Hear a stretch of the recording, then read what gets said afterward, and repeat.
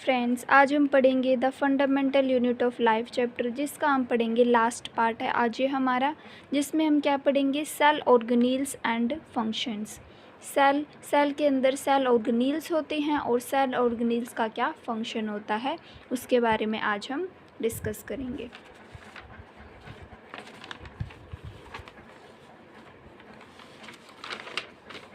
देखो, ये तो है हमारा सेल। एक बार हम रफली भी जान लेते हैं, ये क्या है, हमारा सेल है। सेल के अंदर ये क्या है, न्यूक्लियस। न्यूक्लियस के अंदर क्या होता है, डीएनए। ठीक है, अब मैंने इसको क्या किया, ये क्या है, हम मेरे क्रोमोसोम्स हैं या क्रोमोसोम्स या फिर आप बोल सकते हो ये डीएनए क्या है, कोल्ड फॉर्म में पड़ा हुआ है। अब इस डीएनए को मैंने क्या कर लिया, खोल लिया। ठीक है, जब मैं इस डीएनए को खोलूँगी तो कुछ ऐसा स्ट्रक्चर दिखेगा हमें इसके अंदर, और यहाँ ये क्या हो गया, मेरा डीएनए हो गया। ठीक है, और यहाँ पे क्या होते हैं, जीन्स होते हैं। जीन्स होते हैं, जीन 1, जीन 2, जीन 3। जैसे कि आई कलर के लिए एक जीन होता है। अब ये जीन होते क्या है, हमारे पेरेंट्स से जो हमें मिलते हैं ना, जैसे हमारे पेरेंट्स के आइज़ ब्लू हैं तो हमारे भी आइज़ ब्लू हो जाते हैं। तो वो कैसे होते हैं, डीएनए में क्या होता है, जीन होता है। जीन की वजह से वो करैक्टर हमारे में क्या करते हैं, शो करते हैं। ठीक है, पेरेंट्स से किसी भी उसके चाइल्ड में, उसके डॉटर में, उसके सन में जो करैक्टर शो करते हैं वो कैसे शो करते हैं, उनका डीएनए जो होता है वो कुछ जो उसके जीन होते हैं वो उसमें आ जाते हैं। ठीक है, इसलिए शो करते हैं। तो हमने इसको क्या कर दिया, इसको ऐसे खोल दिया। खोलने के बाद कुछ ऐसा स्ट्रक्चर होता है और प्रोटीन्स होते हैं। ठीक है, प्रोटीन्स होते हैं। ये क्या हो गया, एक स्ट्रक्चर हो गया डीएनए का। ये क्या है, अपना न्यूक्लियस है। न्यूक्लियस है, ठीक है, न्यूक्लियस का स्ट्रक्चर है ये। सेल के अंदर जो न्यूक्लियस होता है उसका ये स्ट्रक्चर है। ठीक है, अब ये इतना कंडेंस फॉर्म में नहीं है। ठीक है, जब इसको मैं और भी ज़्यादा कोइल्ड कर दूंगी, ऐसे बहुत ज़्यादा जब कोइल्ड हो जाता है, बहुत ही ज़्यादा जब कोइल्ड हो जाता है, और ये प्रोटीन्स होते हैं, यहाँ पे प्रोटीन्स लगे होते हैं, ये सेम यही स्ट्रक्चर है, बस ये क्या हो गया, ज़्यादा कोइल्ड हो गया। ठीक है, जब ऐसे कोइल्ड हो जाता है तो हम इसको क्या नाम दे देते हैं, क्रोमोसोम बोल देते हैं इसको हम। ठीक है, क्रोमोसोम। और इसको हम बार बार ऐसे ड्रॉ तो नहीं कर सकते, इसलिए हम इसको क्या बोलते हैं, XY नेम भी दे देते हैं। ठीक है, समझ रहे हो आप। अब यही जो है ये बहुत ज़्यादा कोल्ड हो गया तो हमने इसको क्रोमोसोम बोल दिया। अब ये ज़्यादा कोल्ड नहीं है तो इसको भी कुछ नाम देना पड़ेगा, तो इसको हम क्या बोलते हैं, क्रोमैटिड बोलते हैं। क्रोमैटिन बोलते हैं इसको। ठीक है, तो ये न्यूक्लियस है, ये पूरा न्यूक्लियस है। न्यूक्लियस के अंदर डीएनए होता है। अगर कम कोइल्ड है तो क्रोमैटिड, ज़्यादा कोइल्ड है तो क्रोमोसोम्स। अब जब हमने इसको खोल दिया तो ये डीएनए कुछ ऐसा दिखता है। यहाँ पे जीन्स होते हैं, जैसे हेयर का कलर किसी का ब्लैक है, किसी का ब्राउन है, तो यहाँ पे बहुत सारे ऐसे जीन्स होते हैं जो क्या होते हैं, पेरेंट्स से चाइल्ड में, डॉटर में, सन में, पेरेंट्स से उनके क्या हो जाते हैं, चले जाते हैं, उनकी एक जनरेशन से दूसरे जनरेशन में ट्रांसफ़र होते हैं। ठीक है, तो ये हमारा बेसिक हो गया। अब थोड़ा और जान लेते हैं इसके बारे में, क्योंकि हमें आगे क्या पढ़ना है, न्यूक्लियस पढ़ना है, इसलिए मैंने न्यूक्लियस के बारे में बताया। न्यूक्लियस के अंदर क्या होता है, ऐसे डीएनए होता है और ये क्रोमोसोम, ऐसा कुछ स्ट्रक्चर होता है। ठीक है, न्यूक्लियस पढ़ना है तो न्यूक्लियस से रिलेटेड हमने बातें जान ली। अब हम एक यूकेरियोटिक सेल बनाते हैं। हम यूकेरियोटिक सेल क्यों बना रहे हैं, हमने पढ़ा था यूकेरियोटिक जो सेल होता है उसमें क्या होता है, वेल डेवलप्ड क्या होता है, न्यूक्लियस होता है, मेम्ब्रेन बाउंड न्यूक्लियस होता है। हमने पढ़ी है ये बात पीछे, तो हम वही बनाते हैं। ठीक है, अब देखो बनाते हैं, ये क्या है, हमारा यूकेरियोटिक सेल है ये हमारा। ठीक है, अब यहाँ पे बीच में ऐसे डीएनए पड़े होंगे और मेम्ब्रेन बाउंड बोला है मैंने, तो डबल लेयर भी बनानी पड़ेगी। मेम्ब्रेन बाउंड है, डबल लेयर्ड मेम्ब्रेन बाउंड है। ठीक है, इसको क्या बोलते हैं, न्यूक्लियर मेम्ब्रेन। ठीक है, अब जो इसके अंदर जो ये मटेरियल है इसको क्या बोला जाता है, न्यूक्लियोप्लाज्म बोला जाता है, न्यूक्लियोप्लाज्म। ठीक है, अब ये यहाँ पे पोर है, यहाँ पे पोर है, इसलिए इसको हम क्या बोलेंगे, न्यूक्लियस से रिलेटेड है और ये पोर है, तो इसका क्या नाम हो जाएगा, न्यूक्लियर पोर हो जाएगा। ये काफ़ी बेसिक सी टर्म्स है, आगे आपको बहुत ही ज़्यादा कॉम्प्लिकेट करती हैं। अगर आप इन सबको 9th क्लास में जान लो तो आपको आगे बहुत आसानी होती है। ठीक है, इतना हमने जान लिया। उसके बाद nuclear membrane, nucleolus, nuclear pore. अब ये यहाँ पे क्या होता है, यहाँ पे क्या होता है, हमने देखा था जेली लाइक एक सब्सटेंस होता है जिसको क्या बोलते हैं, साइटोप्लाज्म। ठीक है, अब ये तो न्यूक्लियोप्लाज्म हो गया और ये साइटोप्लाज्म हो गया। ठीक है, जब हम यहाँ से देखें, सिर्फ इतना स्ट्रक्चर देखें तो इसमें क्या भरा हुआ है, न्यूक्लियोप्लाज्म। जब हम ऐसे देखें तो इसमें क्या भरा हुआ है, साइटोप्लाज्म। और जब हम बाहर से देखें तो न्यूक्लियोप्लाज्म भी है, साइटोप्लाज्म भी है, और दोनों को मिल के क्या बोलते हैं, प्रोटोप्लाज्म बोलते हैं, प्रोटोप्लाज्म बोलते हैं। ठीक है, ये कुछ टर्म्स है जो हमें पता होनी चाहिए। अब इतना हमने जान लिया, अब हम आगे बढ़ते हैं। ठीक है, न्यूक्लियस क्या होता है, किसी भी सेल का क्या होता है, मुखिया होता है, ये बात हम सब जानते हैं। न्यूक्लियस को किसने डिस्क्राइब किया था, रॉबर्ट ब्राउन ने डिस्क्राइब किया था, कब, 1831 में।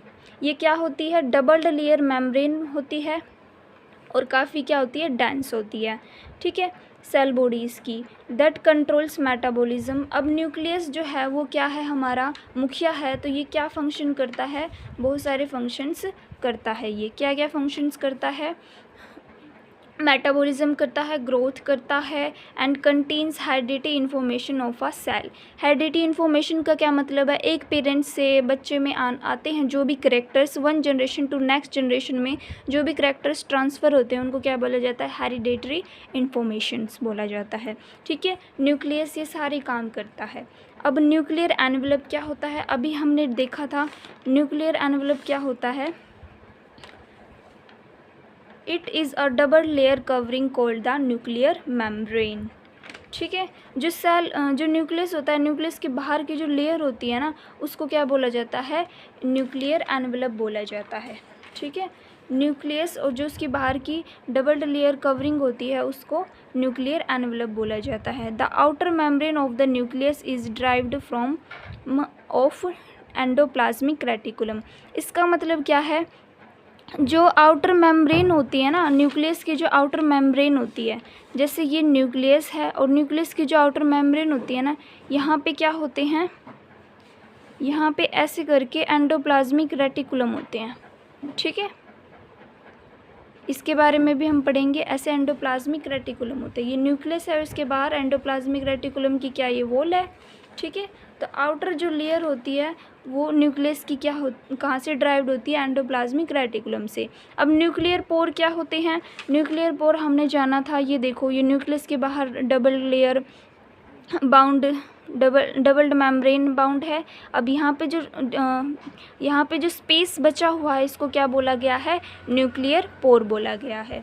ठीक है, nuclear pore, nuclear membrane has pores which regulate the movement of material in and out of the cell.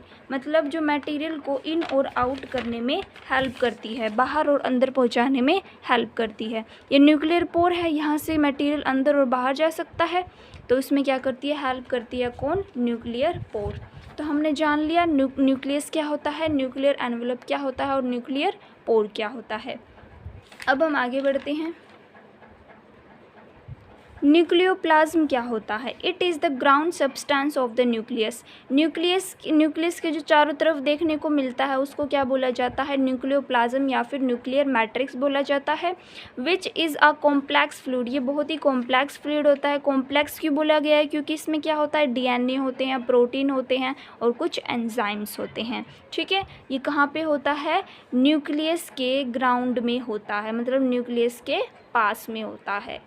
ठीक है, अब न्यूक्लियोलस क्या होता है, न्यूक्लियोलस क्या होता है ये भी हम देख लेते हैं। न्यूक्लियोलस जैसे कि डीएनए है, यहाँ पे बनाई रखा है, ये डीएनए है, डीएनए के साइड में क्या होते हैं, आरएनए होता है और यहाँ पे क्या होते हैं, राइबोसोम्स होते हैं, राइबोसोम्स होते हैं, या फिर आप क्या बोल सकते हो, प्रोटीन्स। राइबोसोम्स क्या बनाता है, प्रोटीन्स बनाता है। आरएनए और जो प्रोटीन्स होता है, इन दोनों को मिलकर जो स्ट्रक्चर बनता है उसको क्या बोला जाता है, न्यूक्लियोलस बोला जाता है। पढ़ भी लीजिए इसको। It is the site of active ribosomal RNA synthesis. ये ऐसी साइट है जहाँ पे क्या होता है, आरएनए राइबोसोमल आरएनए सिंथेसिस, मतलब प्रोटीन्स का क्या होता है, फॉर्मेशन होता है। ठीक है। क्रोमेटिन क्या होते हैं, हमने बात करी थी ना, क्रोमेटिन क्या होते हैं। यहाँ पे हमने स्ट्रक्चर बनाया था क्रोमेटिन का, ये रहा। क्रोमोसोम तो बहुत ही ज़्यादा डेंस हो जाता है, क्रोमेटिन क्या होता है, कम डेंस होता है। ठीक है। तो ये क्रोमेटिन ऐसे भी आप बोल सकते हो, ये डीएनए हो गया और यहाँ पे ये प्रोटीन्स हो गए, तो इसको क्या बोला गया है, क्रोमेटिन बोला गया है। Chromatin net is mainly formed of DNA and protein complex से बना होता है। डीएनए और क्या होता है, प्रोटीन होता है। ये काफ़ी बेसिक टर्म्स है, ये बात अगर हम अभी पढ़ लेते हैं तो हमें आगे कोई भी दिक्कत नहीं होती है इन सारे टर्म्स में। ठीक है।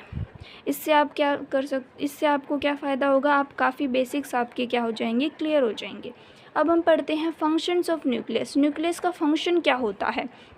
It controls all the metabolic activities of the cell. अब सेल जो भी एक्टिविटीज़ करता है उन सभी को क्या करता है, कंट्रोल करता है। कौन, न्यूक्लियस कंट्रोल करता है एक्टिविटीज़ को। और regulate cell cycle. Cell cycle regulate करने से क्या मतलब है, वो किस चीज़ को रेगुलेट करता है, सेल डिवीज़न को भी वो देखता है। कौन, न्यूक्लियस। अब हम आगे बढ़ते हैं। और ये क्या करता है nucleus, it helps in transmission of hereditary substances from one generation to the next generation. ये क्या करता है, हेरिडिटरी सब्सटेंसेस से क्या मतलब है, वही जो पेरेंट्स से एक जनरेशन से दूसरे जनरेशन में जो करैक्टर्स आते हैं उनको क्या बोला जाता है, हेरिडिटरी करैक्टर्स बोला जाता है। ठीक है।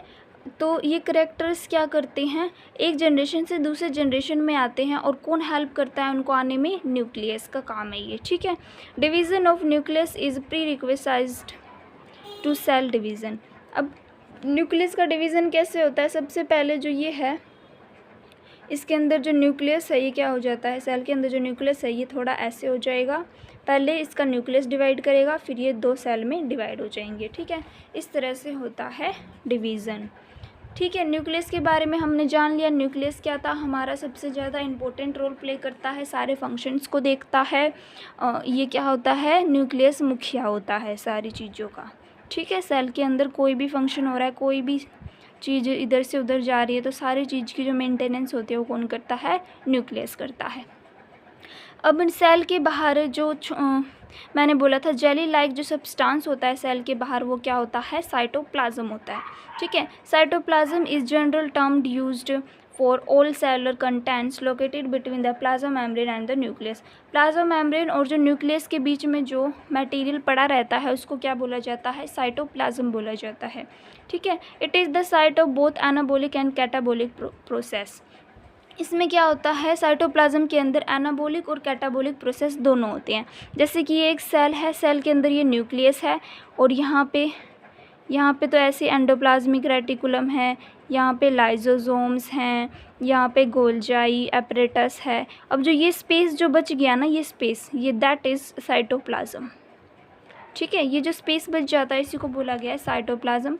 और यहाँ पे क्या होते हैं, एनाबॉलिक एंड कैटाबॉलिक प्रोसेस होते हैं। कैटाबॉलिक प्रोसेस क्या होता है, जैसे कोई भी कंपाउंड है, वो मॉलिक्यूल है, ठीक है, वो क्या हो जाएगा, ब्रेक हो जाएगा एलिमेंट्स में। और एनाबॉलिक क्या होता है, इसका अपोजिट हो जाएगा, ए प्लस जो बी, ऐसे कोई भी कंपाउंड है वो क्या बन जाएगा, ए बी बन जाएगा, ज्वाइंट हो जाएंगे। ठीक है। ये रिएक्शंस किस में होती रहती हैं, साइटोप्लाज्म के अंदर होती रहती हैं। अब साइटोप्लाज्म को भी हम डिटेल में पढ़ते हैं। साइटोप्लाज्म में क्या होता है, एक साइटोसोल होता है और एक ऑर्गेनील्स होती हैं। ऑर्गेनील्स क्या होते हैं, जैसे कि ये न्यूक्लियस हो गया, एंडोप्लाज्मिक रेटिकुलम हो गया, ये गोल्जाई बॉडीज़ हो गई ये, और ये लाइजोसोम्स हो गया। ठीक है। ये सारे तो क्या हो गए, ऑर्गेनील्स हो गए। ठीक है। और जो यहाँ पे जो खाली जो ये बच गया ना स्पेस, इसको क्या बोला जाता है, साइटोसोल बोला जाता है। समझ गए। आगे हम इसकी डेफिनेशंस को भी देख लेते हैं। The cytosol is also called intracellular fluid. Cytosol को क्या बोला जाता है, इंट्रासेलुलर फ्लूइड भी बोला जाता है, और साइटोप्लाज्मिक मैट्रिक्स भी बोला जाता है। जैसे ये सेल है, सेल के अंदर ये न्यूक्लियस है, ठीक है। यहाँ पे क्या है, लाइजोसोम है, यहाँ पे क्या है, गोल्जी बॉडीज़ है, यहाँ पे क्या है, एंडोप्लाज्मिक रेटिकुलम है, ठीक है। ये सारे तो क्या हो गए, ऑर्गेनील्स हो गए। अब यहाँ पे जो स्पेस बच गया ना, यहाँ पे जो ये स्पेस बच गया, इसको क्या बोला गया है, साइटोसोल बोला गया है, ठीक है। और यहाँ पे ऐसे जेली जैसे सब्सटेंस होता है, उसको बोला जाता है साइटोप्लाज्म, ठीक है। साइटोप्लाज्म के ही पार्ट है साइटोसोल। ऑर्गेनील्स क्या होता है, सेल ऑर्गेनील्स यही cell organelles, endoplasmic reticulum, Golgi body, lysosome, ये सारे क्या हैं, ऑर्गेनील्स हैं। Cell organelles mean little organ, छोटे छोटे ऑर्गन्स होते हैं, विच आर कॉम्प्लेक्स, और ये क्या हो जाते हैं, कॉम्प्लेक्स हो जाते हैं, organise structure within the cell, cell से क्या बन जाते हैं, कॉम्प्लेक्स स्ट्रक्चर बन जाते हैं। Cell organelles have unique characteristic shapes and functions. अब जैसे जितने भी सेल ऑर्गेनील्स है, सबका क्या होता है, अलग अलग फंक्शन होता है, अलग अलग फंक्शन परफॉर्म करते हैं, है ना।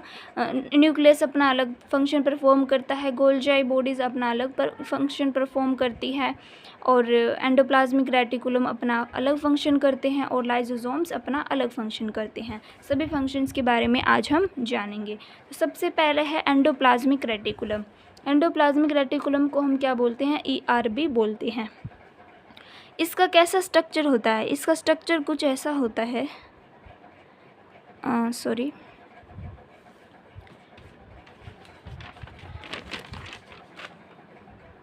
इस पे देखते हैं हम, एंडोप्लाज्मिक रेटिकुलम ER। इसका स्ट्रक्चर, जैसे ये हमारा न्यूक्लियस है, न्यूक्लियस के ऊपर ऐसे होता है, ये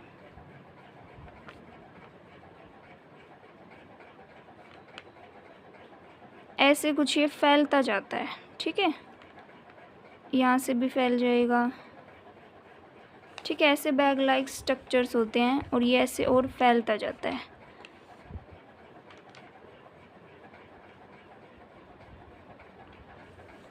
ऐसा कुछ स्ट्रक्चर होता है किसका, ER, एंडोप्लाज्मिक रेटिकुलम का।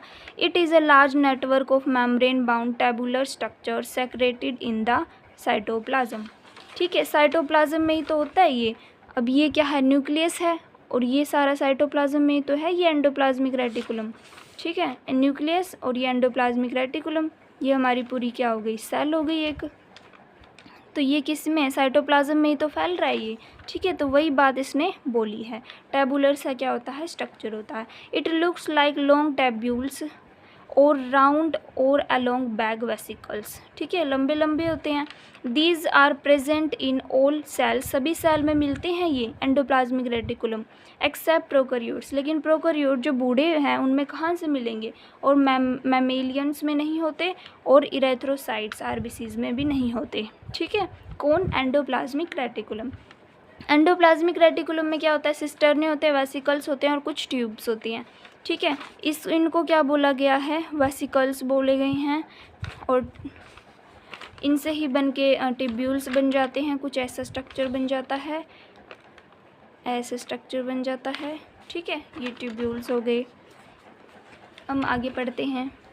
अब टाइप्स ऑफ एंडोप्लाज्मिक रेटिकुलम, दो टाइप के एंडोप्लाज्मिक रेटिकुलम होते हैं। एक क्या होता है, रफ एंडोप्लाज्मिक रेटिकुलम, और एक क्या होता है, स्मूथ एंडोप्लाज्मिक रेटिकुलम, ठीक है। वेसिकल्स बन जाते हैं तो ऐसे बन जाते हैं, और ट्यूब्यूल्स बन जाते हैं तो ऐसे बन जाते हैं, ठीक है।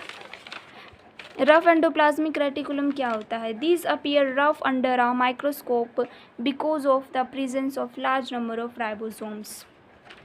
जो रफ एंडोप्लाज्मिक रेटिकुलम होते हैं ना, जैसे ये एंडोप्लाज्मिक रेटिकुलम है, यहाँ पे क्या होते हैं, उनका सरफेस काफ़ी रफ होता है। रफ क्यों होता है, क्योंकि यहाँ पे क्या होते हैं, राइबोसोम्स होते हैं, यहाँ पे इनके ऐसे राइबोसोम्स पड़े होते हैं ऐसे, ठीक है।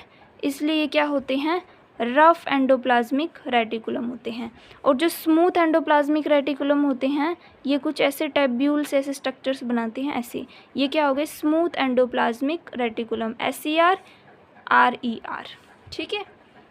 स्मूथ ऐसे होंगे, यहाँ पे कोई भी राइबोसोम्स नहीं होगा, और इसमें राइबोसोम्स होंगे, ठीक है। इनके पास क्या होते हैं, राइबोसोम्स होते हैं बहुत सारे इनके सरफेस पे, और the ribosomes are the site of protein synthesis, और राइबोसोम्स क्या करते हैं, प्रोटीन्स को बनाते हैं। RER मतलब rough endoplasmic reticulum, is engaged in the synthesis and transport of proteins। कहने का मतलब है रफ एंडोप्लाज्मिक रेटिकुलम क्या करता है, ये प्रोटीन्स बनाता है और उनका ट्रांसपोर्ट भी करता है। इसको रफ क्यों बोला गया है, क्योंकि इसकी सरफेस पे क्या होते हैं, राइबोसोम्स होते हैं, और राइबोसोम्स क्या करता है, प्रोटीन सिंथेसिस करता है एंड प्रोटीन ट्रांसपोर्ट करता है। अब हम पढ़ते हैं स्मूथ एंडोप्लाज्मिक रेटिकुलम के बारे में। It consist of tubules and vesicles. Tubules ऐसे लंबे लंबे स्ट्रक्चर्स होते हैं, ऐसे इस टाइप के, ठीक है। It is free of ribosomes. इनके पास कोई भी राइबोसोम्स नहीं होता, यहाँ पे कोई भी राइबोसोम्स नहीं होता। और the SER smooth endoplasmic reticulum helps in the synthesis of fat. वो क्या बना रहे थे, प्रोटीन्स को बना रहे थे, ये क्या बना रहे हैं, फैट्स को बना रहे हैं और लिपिड मॉलिक्यूल्स को बना रहे हैं, ठीक है। ऐसे आपको फंक्शंस पता होने चाहिए। ऐसे ही आएगा कि explain the functions of smooth endoplasmic reticulum and rough endoplasmic reticulum, या फिर ऐसे भी आ सकता है difference between SER and RER, ठीक है। तो जस्ट ये आपको रीडिंग लेनी है, थोड़े बहुत कॉन्सेप्ट्स को याद रखना है, बस इतना ही करना है इन टॉपिक्स में। अब हम पढ़ते हैं फंक्शंस क्या हैं इसके। डिटॉक्सिफिकेशन,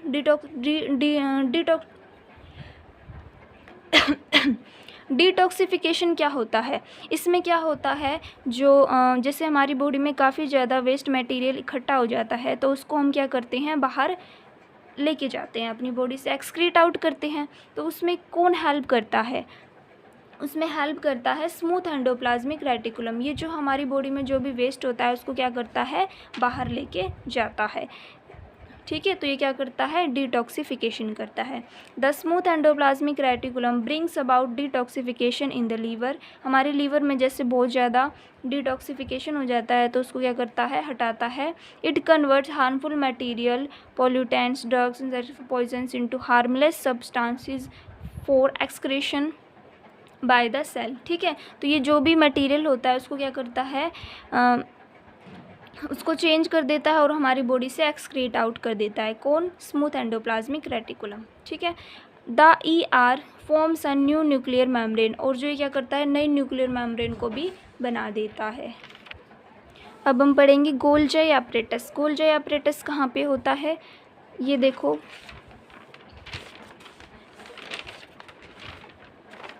इसमें बनाया था ना, ये रहा। यहाँ पे तो ये क्या है, एंडोप्लाज्मिक रेटिकुलम है, और यहाँ पे क्या होता है, गोल्जी एपरेटस होता है, ठीक है। ऐसा कुछ स्ट्रक्चर होता है इसका, ऐसा कुछ स्ट्रक्चर होता है इसका, ठीक है भाई। अब यहाँ पे तो प्रोटीन्स बन गए, लिपिड्स बन गए, ठीक है। अब गोल्जी एपरेटस क्या करेगा, गोल्जी एपरेटस क्या करता है, इसको स्टोर करता है, और इसको अगर प्रोटीन लिपिड्स में कुछ कमी है तो उसको मॉडिफिकेशन करता है, उसको चेंज करता है, और फिर क्या करता है, ट्रांसपोर्ट करता है, ठीक है। ये गोल्जी एपरेटस का क्या है, वर्क है। पढ़ भी लेते हैं इसके बारे में। देखो, Golgi apparatus is found in all eukaryotic cells. ये सभी यूकैरियोटिक सेल्स में मिलता है। नए जमाने के सेल्स में गोल्जी एपरेटस मिलता है। Golgi bodies are absent in prokaryotic cell. पुराने ज़माने के जो सेल प्रोकैरियोटिक सेल है उनमें नहीं होता ये। और क्या होता है, कैम्बले गोल्जिन एक क्या थे, जूलॉजिस्ट थे। उन्होंने क्या किया था, गोल्जी बॉडीज़ को क्या किया था, ऑब्ज़र्व किया था। किस में ऑब्ज़र्व किया था, नर्व सेल। किसकी नर्व सेल थी, आउल की नर्व सेल थी, उसमें उसने क्या किया था, ऑब्ज़र्व किया था, ठीक है, गोल्जी एपरेटस को। These organelles are known as dictyosomes. इनको डिक्टियोजोम्स भी कहा जाता है, ठीक है। It is made up of 4 parts which include, ये इनके 4 पार्ट्स होते हैं, cisternae, tubules, vacuoles and vesicles, ठीक है। ये जो है इसका स्ट्रक्चर है, ये इसी के बारे में बोला है। अब फंक्शंस क्या होते हैं इसके, इट्स फंक्शन इंक्लूड, मैंने बताया था, स्टोरेज करता है, मॉडिफिकेशन करता है और पैकिंग करने में हेल्प करता है। किसी भी सामान को स्टोर करके रखना है, इसको मॉडिफिकेशन कुछ भी चेंजेस करने हैं और पैकिंग करनी है। और secretary products in the vesicles, तो वेसिकल्स के अंदर ये क्या कर लेता है, स्टोर कर लेता है। It provides vacuoles and secretory vesicles which contain cellular secretion. क्या क्या कंटेन करता है ये, cellular secretion like enzymes, protein, cellulose etcetera, इन सबको क्या करता है, प्रोड्यूस करता है। It is also involve in the synthesis of cell wall. अब ये काफ़ी इंपॉर्टेंट पॉइंट है, ये क्या करता है, सिंथेसिस बनाता है, किसको, सेल वॉल को, प्लाज्मा मेम्ब्रेन को, और किसको बनाता है, लाइजोसोम को भी बनाता है ये, ठीक है। लाइजोसोम क्या है, हमारी एक सेल ऑर्गेनील है, ठीक है। अब लाइजोसोम के बारे में ही पढ़ लेते हैं, क्या होता है लाइजोसोम। लाइजोसोम गोल्जी apparatus पढ़ लिया हमने। अब लाइजोसोम का स्ट्रक्चर कैसा होता है, sac like structure, sac like structure होता है लाइजोसोम का, रफ सा है ये तो, ठीक है। सैक लाइक स्ट्रक्चर होता है लाइजोसोम का। ये क्या करता है, खुद को ही क्या कर लेता है, एनगल्फ कर लेता है। हम इसको क्या बोलते हैं, सुसाइडल बैग्स भी बोला जाता है इसको। These are tiny sac like granules होते हैं इसमें भरे हुए, with different types of digestive enzymes होते हैं इसमें, जो हेल्प करते हैं सेल के अंदर ही डाइजेशन करने में। Lysosomes are single membrane bound. जितने भी हमने जो मेम्ब्रेन ऑर्गेनील्स पढ़े थे सभी क्या थे, डबल मेम्ब्रेन बाउंड थे, लेकिन जो लाइजोसोम है that is single membrane bound है। एंड वेसिकुलर स्ट्रक्चर्स हैं formed by the Golgi body, और किसके द्वारा बनाए गए हैं, गोल्जी बॉडी ने इसको बनाया है।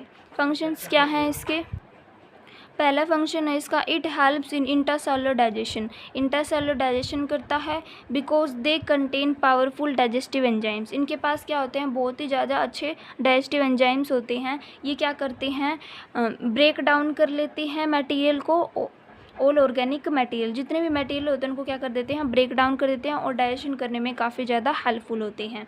दे help in digestive foreign materials, older cells and worn out cell organelles. ये क्या करते हैं, कोई भी फॉरेन मटेरियल है, कोई भी ओल्डर सेल है, उन सबको क्या कर देते हैं, डाइजेस्ट कर देते हैं। जैसे कि ये हमारी सेल है, सेल के अंदर ये न्यूक्लियस है, ये गोल्जाई बॉडी है, ठीक है। यहाँ पे एंडोप्लाज्मिक रेटिकुलम होगा और यहाँ पे हमारा लाइजोसोम है, ठीक है। अब यहाँ पे कोई सेल आई, कोई बैक्टीरिया है जिसने हमारी सेल को क्या कर दिया, इन्फेक्ट कर दिया, हमारी सेल हो गई ख़राब। अब ख़राब हो गई तो लाइजोसोम क्या करेगा, अपने एंजाइम्स को छोड़ेगा, और अब कोई भी चीज़ ख़राब हो गई है हम अपनी बॉडी से तो निकाल ही देंगे उसको। तो अभी हमारा सेल हो चुका है डैमेज, ख़राब हो चुका है, तो लाइजोसोम क्या करेगा, अपने एंजाइम्स को लेगा और इस सेल को डाइजेस्ट कर देगा, ठीक है। ये लाइजोसोम का वर्क होता है। अब हम पढ़ते हैं वैक्यूल्स क्या होता है। Vacuoles is a membrane bound space found in the cytoplasm. Cytoplasm के अंदर क्या मिलता है हमें, एक वैक्यूल भी मिलता है। वैक्यूल क्या करता है, जैसे हमारे घर में स्टोर रूम होता है ऐसे ही सेल के अंदर वैक्यूल होता है जो सारी क्या कर देता है, स्टोरिंग कर लेता है।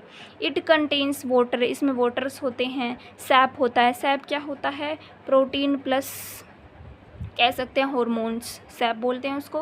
एंड एक्सक्रीटरी प्रोडक्ट्स को भी क्या कर लेता है, कंटेन कर लेता है। इस एक्सक्रीटरी प्रोडक्ट्स को भी कंटेन कर लेता है। एक्सेस में वाटर है हमारे पास तो उसको भी कंटेन कर लेता है, ठीक है। तो प्लांट्स के पास एक्सेस में वाटर होता है ना, तो इसलिए जो प्लांट सेल्स होते हैं उसमें वैक्यूल्स काफ़ी ज़्यादा साइज़ में बिग होता है as compare to animal cells, ठीक है। आगे बढ़ते हैं, हम वैक्यूल्स के और फंक्शंस को देख लेते हैं। और फंक्शंस क्या हैं वैक्यूल्स के, दे आर स्मॉल साइज्ड, ये बहुत ही छोटे होते हैं। इन एनिमल सेल के अंदर बहुत छोटे होते हैं, है ना। और प्लांट सेल में ये क्या होते हैं, वेरी लार्ज, बहुत बड़े होते हैं, है ना, क्योंकि प्लांट सेल में ज़्यादा वाटर चाहिए, इसलिए वाटर को कंटेन करने में ये बहुत ज़्यादा हेल्पफुल होते हैं, इसलिए प्लांट सेल में ये ज़्यादा बड़े मात्रा में देखने को मिलते हैं। जैसे कि आप देखो ये एनिमल सेल है और ये प्लांट सेल है। एनिमल सेल में ये न्यूक्लियस है और यहाँ पे छोटे छोटे क्या मिलेंगे आपको, वैक्यूल्स मिलेंगे, वैक्यूल्स, ठीक है। और यहाँ पे प्लांट सेल में तो ये इतना बड़ा वैक्यूल ही मिलेगा आपको, और यहाँ पे न्यूक्लियस साइड में चला जाएगा, ठीक है। तो ये तो क्या हो गया हमारा प्लांट सेल में डिफरेंस समझ लो, और ये क्या हो गया हमारा एनिमल सेल। तो आपको पता लग रहा है वैक्यूल्स में कितने छोटे हैं और इसमें प्लांट सेल में कितना बड़ा वैक्यूल है, ठीक है। अभी the central vacuole of some plants cell में ऑक्यूपाई 50 to 90%। आप देख रहे हो प्लांट सेल में इस वैक्यूल ने 50 to 90% का स्पेस तो इसी ने ले लिया, वही बात यहाँ पे लिखी गई है, ठीक है। Cell volume, it is bounded by a single membrane called tonoplast. अब जो ये वैक्यूल है इसकी साइड में क्या होती है, लेयर होती है, इस लेयर को क्या बोला जाता है, टोनोप्लास्ट, ठीक है। समझ गए। ये सेल ऑर्गेनील्स का जो हम ये टॉपिक आज पढ़ रहे हैं, इन सब में आपको क्या करना है, जस्ट एक रिवीजन लेना है और इनके कॉन्सेप्ट्स को क्या करना है, याद करना है। फंक्शंस क्या है इसके? Vacuole is the main storing organelles for solid and liquid contents. इसमें क्या होते हैं कि क्या क्या स्टोर होता है? सॉलिड कंटेंट स्टोर होता है, लिक्विड कंटेंट्स को हम स्टोर करते हैं। एग्जाम्पल के लिए amino acid, sugars and various organic acids और कुछ प्रोटीन्स को भी हम क्या करते हैं? स्टोर करते हैं। ठीक है। प्रोवाइडिंग टर्जिडिटी देता है सेल को, and rigidity to the cell. Rigidity मतलब सेल का स्ट्रक्चर अच्छे से मेंटेन रहे। टर्जिडिटी मतलब जैसे कि ज़्यादा हमने एक्सेस में पानी दे दिया तो भी क्या हो जाएगा? प्लांट सेल को दिक्कत हो जाएगी, है ना। और अगर हमने कम एक्सेस में पानी दिया तो भी प्लांट सेल को क्या हो जाएगी? दिक्कत हो जाएगी। तो वैक्यूल्स क्या करते हैं? उसको मेंटेन करके रखता है और टर्जिडिटी प्रोवाइड करता है। ठीक है। अब हम पढ़ते हैं प्लास्टिड्स। प्लास्टिड्स क्या होते हैं? प्लास्टिड्स के भी 3 टाइप्स होते हैं। It is the largest cell organelle in the plant cell. Plant cell में ये सबसे बड़ा सेल ऑर्गेनील होता है plastids. They bear some specific pigments such as imparting specific colours to the plants. ये क्या करते हैं? प्लांट्स को कलर देते हैं। कलरफुल फ्लावर्स, कलरफुल लीव्स भी देखे होंगे, वो सारे किसकी वजह से होते हैं? प्लास्टिड्स की वजह से होते हैं। कितने टाइप के प्लास्टिड्स होते हैं? 3 टाइप्स के प्लास्टिड्स देखने को मिलते हैं। टाइप्स ऑफ प्लास्टिड्स, क्लोरोप्लास्ट होता है first, chromoplast and leucoplast. Chloroplast में क्या होता है? जैसे कि आपने लीव्स देखी होगी, ग्रीन कलर की होती है मोस्टली, वो किसकी वजह से होती है? क्लोरोप्लास्ट की वजह से होती है। और क्रोमोप्लास्ट क्या होता है? काफ़ी लीव्स रेड कलर की भी देखा होगा आपने, और जो फ्लावर्स का कलर होता है वो डिफरेंट होता है, वो किसकी वजह से होता है? क्रोमोप्लास्ट की वजह से होता है। और ल्यूकोप्लास्ट क्या होता है? कलरलेस होता है। ठीक है। ये 3 टाइप्स के हो गए हमारे प्लास्टिड्स। पढ़ लेते हैं। These are green coloured plastids. Green colour के प्लास्टिड्स होते हैं ये, which mainly contains part in photosynthesis. अब क्लोरोप्लास्ट आपने देखा होगा फोटोसिंथेसिस में बहुत ही ज़्यादा इंपॉर्टेंट रोल प्ले करता है। क्लोरोप्लास्ट के पास क्या होते हैं? क्लोरोफिल होते हैं। और क्लोरोफिल क्या करता है? फोटोसिंथेसिस में क्या करता है? बहुत ही ज़्यादा अपना हेल्पफुल रोल प्ले करता है। कैसे? वो क्या करता है? ट्रैप कर लेता है सनलाइट को, और फोटोसिंथेसिस में हमें सनलाइट की बहुत ही ज़्यादा क्या होती है? रिक्वायरमेंट होती है। अब क्रोमोप्लास्ट क्या होता है? कलर्ड प्लास्टिड्स होते हैं ये। These are yellow and red coloured. ये कैसे कलर के होते हैं? येलो कलर के भी होते हैं, रेड कलर के भी होते हैं। और ये क्या होते हैं? फैट सोल्यूबल प्लास्टिड होते हैं। Which includes carotenoid pigments. उनके पास क्या क्या होते हैं? कैरेटिनोइड पिगमेंट्स होते हैं, कैरेटीन होते हैं, ज़ैंथोफिल होते हैं, और कुछ और भी पिगमेंट्स होते हैं। मेन पिगमेंट्स क्या होते हैं? उसके बाद ल्यूकोप्लास्ट क्या होते हैं? These are colourless plastids. अलग अलग इनके शेप्स होते हैं और साइज़ होता है, और इनका कोई भी क्या होता है? कलर नहीं होता। ये क्या होते हैं? कलरलेस होते हैं। ठीक है। साइज़ के बेस पे ये क्या होते हैं? 3 टाइप्स के होते हैं। अमाइलो किससे रिलेटेड है? शुगर से रिलेटेड है। तो अमाइलोप्लास्ट किस में मिलते हैं? स्टोर शुगर, जो क्या करता है? शुगर को स्टोर करता है। और इलायोप्लास्ट में क्या होता है? ऑयल होता है और फैट होता है। और एलिरोप्लास्ट में क्या होता है? प्रोटीन होता है। ठीक है।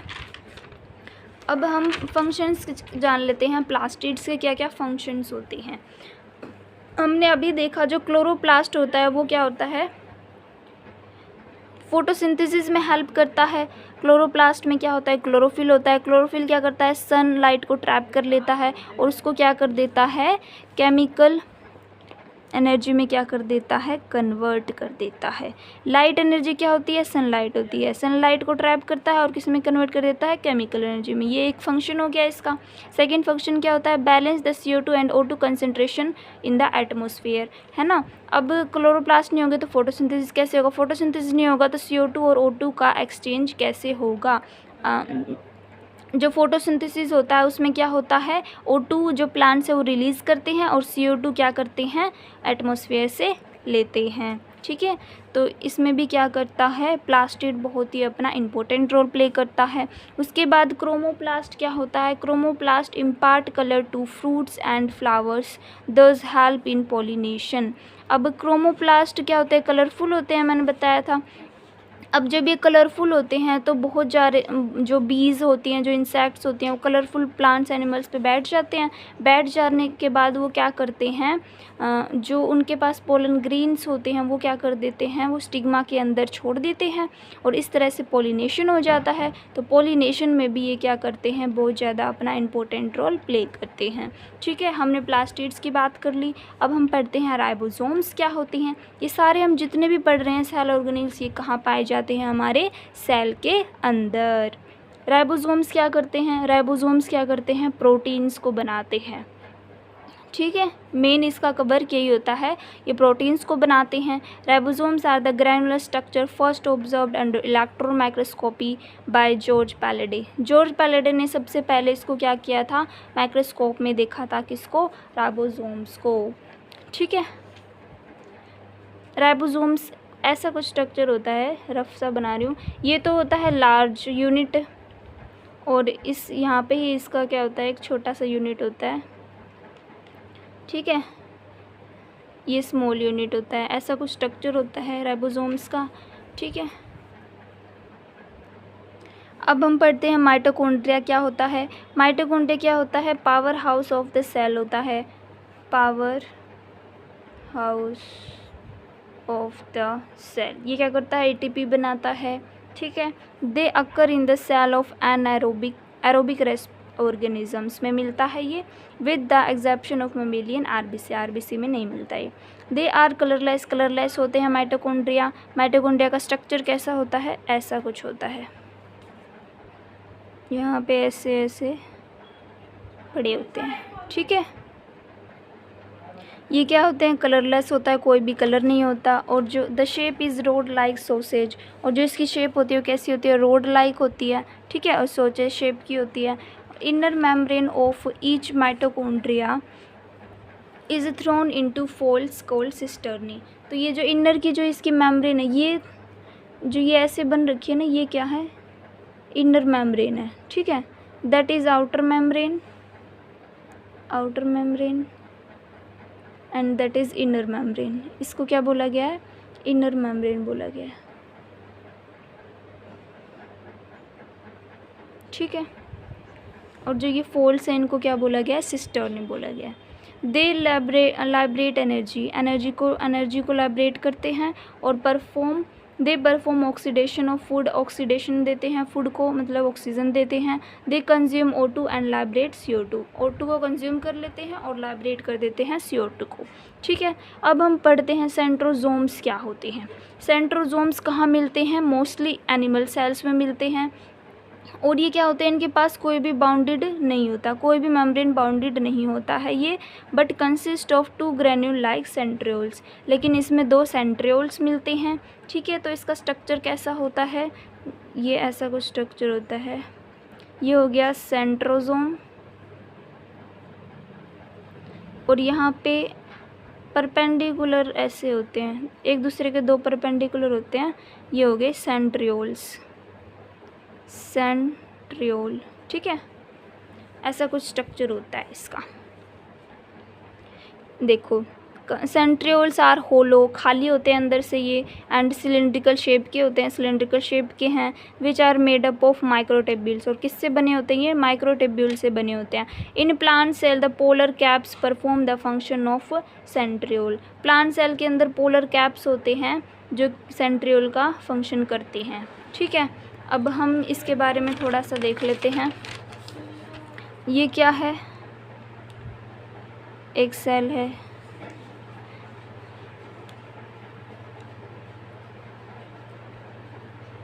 ये क्या है, क्रोमोसोम्स हैं। ठीक है, और यहाँ पे क्या होता है,